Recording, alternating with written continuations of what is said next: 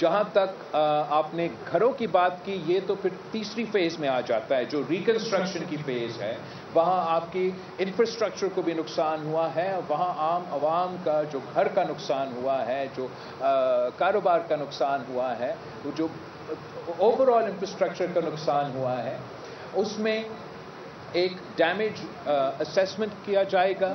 اور اس damage assessment کے تحت ہمارا یہی اپیل ہوگا وفاقی حکومت سے کہ ایک بہت اچھا ماڈل جو سندھ میں 20 لاکھ گھر بن رہے ہیں، وہ اکیلا سندھ حکومت کام تو سندھ حکومت کر رہی ہے، مگر یہ ہم وفاقی حکومت کے سپورٹ کے ساتھ کر رہے ہیں. اور صرف ممکن ہی تھا وفاقی حکومت کے سپورٹ کے تھرو.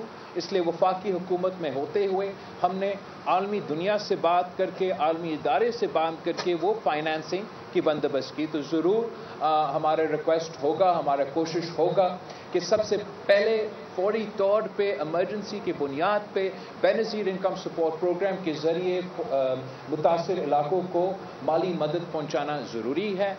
ساتھ ساتھ جو زرعی شعبہ ہے، ایگریکلچر ایمرجنسی ڈکلیئر کرنے کی ضرورت ہے. ایگریکلچر ایمرجنسی کے تحت ہمارے کسانوں کو بیج، کھاد، ان کے لونز کو، ان کے بجلی کے بلوں میں ریلیف دینے ہمارا سب سے بڑا پرائیورٹی ہوگا.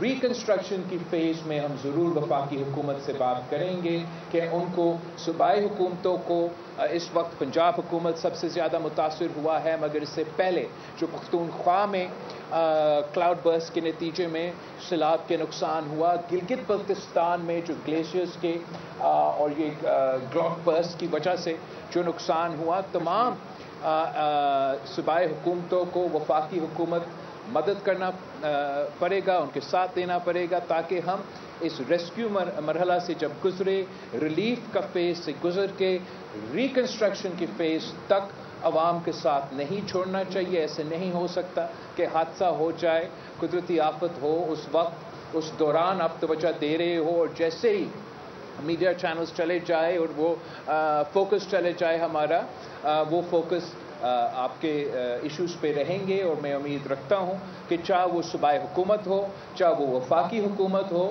وہ اس قدرتی آفت کے وقت کوئی سیاسی یا متنازع قدم کی طرف ہم نہیں بڑھیں گے. ہم سب متحد ہو کے پنجاب کے عوام، ملک بھر کے عوام کو مدد کرنے ہمارا فرض ہے. اور انشاءاللہ تعالی ہم سب مل کے اس قدرتی آفت کا مقابلہ کرے گا.